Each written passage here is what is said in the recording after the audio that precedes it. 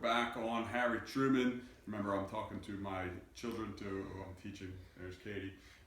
So today we're looking at Harry Truman, and look over here, we have the fair deal, Katie. So remember, we go all the way back to Teddy Roosevelt. What was that called? Square deal. Square deal, look at you. And then we had Franklin Roosevelt. Mm-hmm. New Deal. The New Deal, because the square deal was broken. Now we have the fair deal. We want to make it fair and square for everybody. So you can see some of the things that he did. Number one was the GI Bill, and that was a big one, where same problem, right? When you have millions of American men coming home from the war, not sure there's going to be jobs available for them. So what does he do? He offers them free college. So they come home from the war, you get free college, and I know we can all think of exceptions to this rule, but generally speaking, if you have a college degree, what's going to happen to your salary? Up or down? It goes up, right? So what Truman is saying is that if we give these guys a college degree, kind of slow the workforce down a little bit, meaning not as many people are going to be looking for a job right away if we're going to pay for them to go to college. The money that we give them to go to college, when they come out of college, they're going to get a higher income. And what's the government going to do? Stuff. Government is going to tax them. And when you tax them, you get more money back. And it'll pay for itself. Today, this is something that Bernie Sanders talks about with like free college and stuff. The ideal would be if you pay for people's college, they would then get a higher income tax bracket, and then they would get money back. So college is a little bit more expensive now than then, but certainly that's an idea. The other piece he did with the fair deal is civil rights, and we'll be talking about that in a moment, what he did with the civil rights movement, and the universal health care, something that we've been still talking about 70 years later. Truman is the one who first proposed that the government would provide health care for the American people. You probably recognize the phrase Obamacare, right? I thought that was his last name. Yeah, that's his last name. Care is his last name. Obamacare is the idea that if you cannot get health care on your own, the government would be able to provide it for people. 70 years after Truman is first talking about the same thing. All right, but let's talk. He wants to make it fair and square in terms of civil rights, and that all came from Jackie Robinson. In the 1940s, you've had two generations or 2 decades where people were dealing with other issues. In the 1930s, what are they dealing with, Tommy? 1930s, people were dealing with the Great Depression, thank you. And then in the 1940s, they're dealing with World War II. So for 20 years, people have been dealing with very serious issues, and any other issues in the country were kind of put on the back burner. Like we can't focus on that right now. Now that they're over, we can finally focus on civil rights. And you had some great stories during World War II of African-American soldiers like the Tuskegee Airmen who fought valiantly, sacrificed fighting in World War II. So it was really becoming a major push to try to fix baseball and fix our society. So Jackie Robinson is going to be the first African-American to play baseball in the major leagues. He plays, this is in the year 1947. I'm going to show you a clip now from the movie 42, and again, I highly recommend you see this film if you have not seen it yet, but this is just the trailer here. Let me get that set. Did we watch this? I feel like I've seen this. Yeah, we have.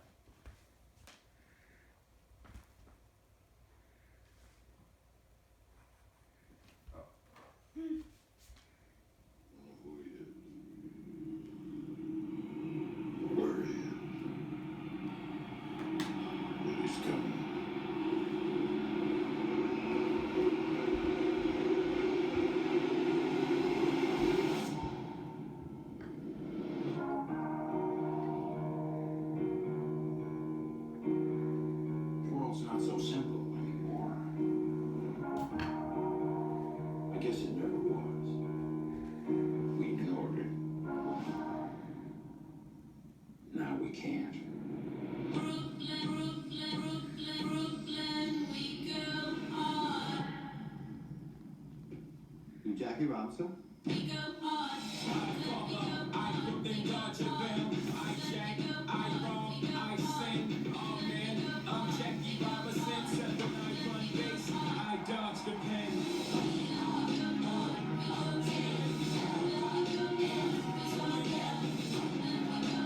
want a player that doesn't have the guts to fight back? No, I want a player who's got the guts not to fight back.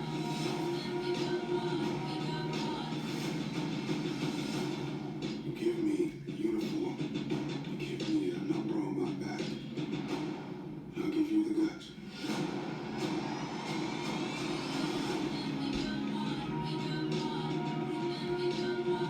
So, what an amazing storyline this is that he is chosen in that clip there where it just really speaks to me, where he says the line of, I need you to have the guts not to fight back.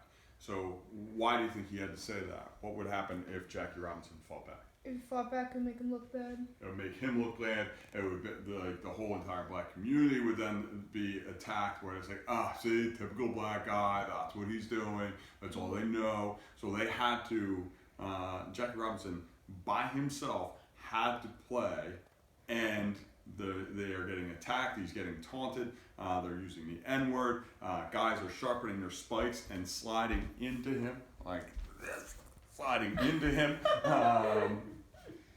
trying to take him out. They're threatening his family, his wife, his baby, they're threatening them with their lives. There's a scene there where he gets hit by a pitch in the head. They are beating him up, and he's the only one. And he's not allowed to fight back. And then number two, he's got to play well, right? Because if he doesn't play well, if he doesn't perform, that pressure is not just on him, but that pressure is on all of the black community is counting on him. Because if he doesn't do well, then other blacks may not get the same opportunity. Does he do well? Mm-hmm. Yes, right? He plays so well, he wins Rookie of the Year that year. The Brooklyn Dodgers eventually even win the World Series in the 1950s.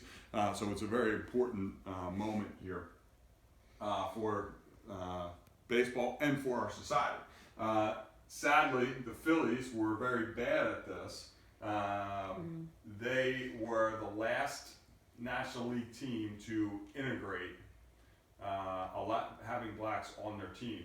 And then the last overall team, or Philadelphia was the last team overall. The Red Sox were the last team in the American League, and then the Phillies were the overall last team to have blacks play on their team. So baseball, Phillies had terrible teams from 1950 through mid 70s, mainly because they didn't sign the best players. And same with the Red Sox. Everybody talked about, the curse of the Bambino. Maybe it had something to do with the fact they weren't signing the best players because of being racist. You can see here this clip, next clip I'm going to show you, the Philadelphia Phillies, or the city of Philadelphia officially apologizes to Jackie Robinson. This a couple of years ago after all their treatment. 47. Robinson was refused service at a hotel there. He was taunted by the Phillies manager, Ben Chapman, all portrayed in the great 2013 film 42. We don't belong here. You hear me? Why don't you look in the mirror? This is a white man's game. All right, get that through your thick monkey skull. The Philadelphia City Council passed a resolution naming April 15th as a day to honor Jackie Robinson, and they'll present the apology to his widow, Rachel, seen here in a photo only last week with President Obama at that baseball game in Cuba on March 22nd. So the Phillies in 1947 actually talked about not playing baseball the weekend that the Dodgers came, and it took the commissioner of baseball to say, if you don't play the Phillies, I'm going to ban you all for life. That's when they finally decided to play the game. So it's kind of cool that they finally apologized for that. You saw the date, April 15th, big day in American history, April 15th day. Tax day. Tax day. Jackie Robinson Day. Lincoln's assassination. Grandma's birthday. Your grandmother's birthday. Titanic. And the Titanic. There you go. And the Titanic. All happened on April 15th. So April 15th is a big Except day. Jackie Robinson. And last last thing with Jackie Robinson, you know, when you go into a baseball stadium, what number would you see retired across all of baseball? 42. 42, right? And the movie 42 could remind you that, but all of baseball has retired his number. It's in our basement. On the 50th anniversary of Jackie Robinson's first game. So, all right. So, just to kind of back up here, one last thing. The civil rights piece. Truman sees what Jackie Robinson is doing, and he feels that he has to do something to move forward and really start the modern civil rights movement. And it's Truman who's going to desegregate the military. What that means is blacks and whites, for the first time, will now start fighting in the same unit. So before that, they did not. But now, starting in the 1950s, they will. So the Korean War is the first battle where blacks and whites are in the same unit. All right, one last little lesson today we got to look at is the 1948 election. The election in 1948, most people think that Truman has no shot at winning. He is running once again against this guy, Thomas Dewey, who ran in 1944 against FDR. You can see Dewey spelled here, D-E-W-E-Y. Dewey was the governor of New York. He lost to FDR in 1944. But remember, Truman was seen as a lightweight. Truman was seen as, no one knows he doesn't know what he's doing. He can't stand up to Stalin. He doesn't have any clue. Dewey is the guy. Dewey is so thinks that he's got to win, that he is starting to announce his cabinet in the news. That, oh, when I win, this is going to be my Secretary of State. This is going to be my Secretary of Defense. He starts naming people. He's so cocky and arrogant that he's going to win. Another reason why Dewey thinks he's going to win, he thinks that the Democrat vote is going to split. There's Southerners who are angry with Truman's action of desegregating the military, that they nominate in the South their own candidate. They call themselves the Dixiecrats, and they nominate this guy, Strom Thurmond. Strom Thurmond stays on as a senator from Mississippi. He died at the age of 100. That's him years later. So he served for 40 some years in the Senate from the state of Mississippi. But anyway, he's running on segregation. That if they win, they're going to get rid of the desegregating the military and keep segregation in the country. And since that's splitting the Democratic vote, think about the 1912 election, that's splitting the Democrat vote. That's where they think that another reason why Truman doesn't have a shot. But Truman fights back. Truman starts campaigning all over the country, and he starts telling people that you need me to run this country. The country's it's a scary world right now with Russia and the Soviet Union and the Russian bear here. I'm the only one who has stood up to Stalin in the past.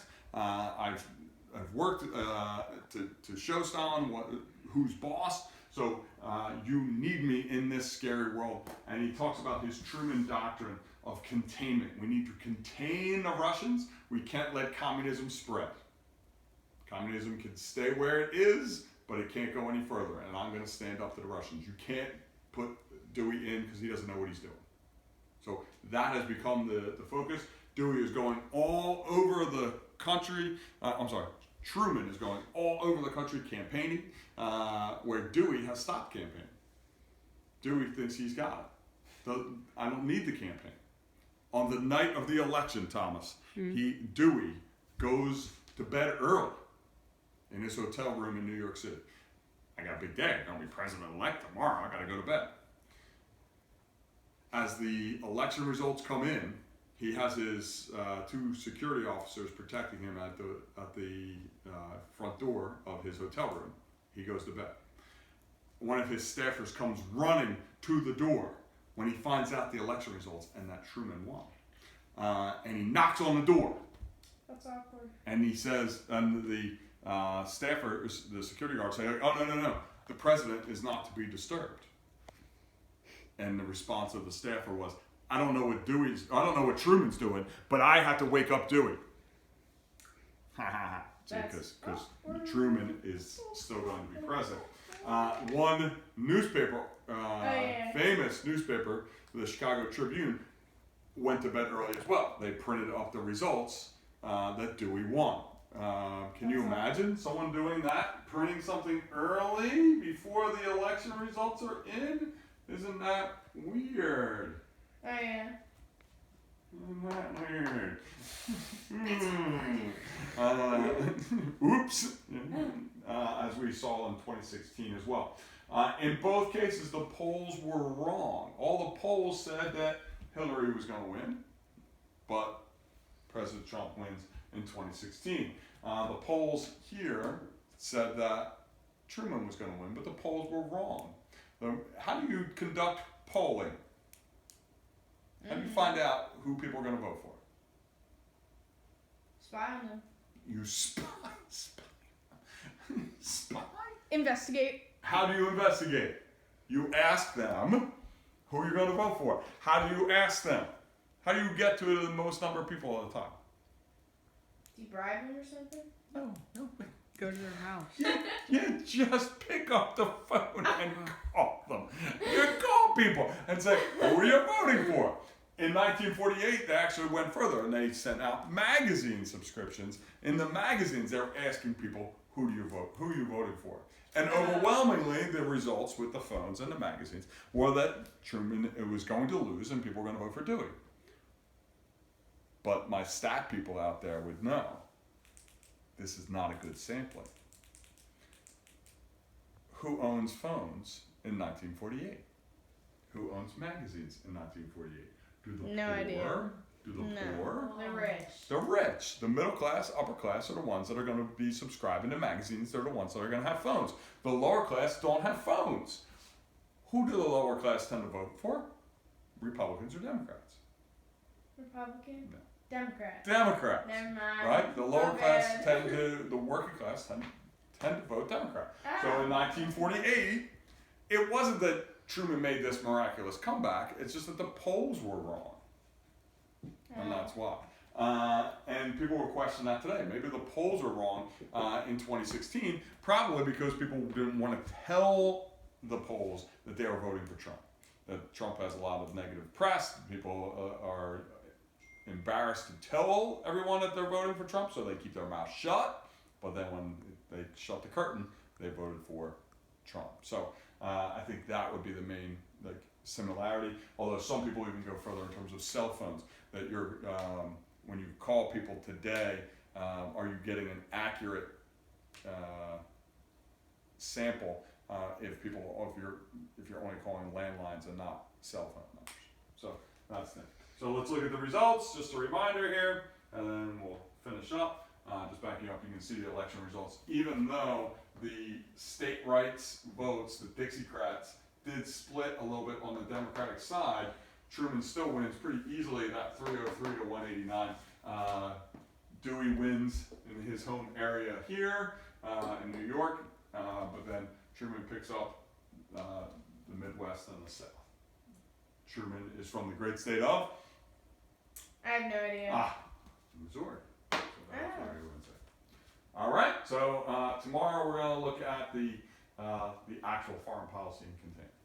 But thank you for watching. Good stuff.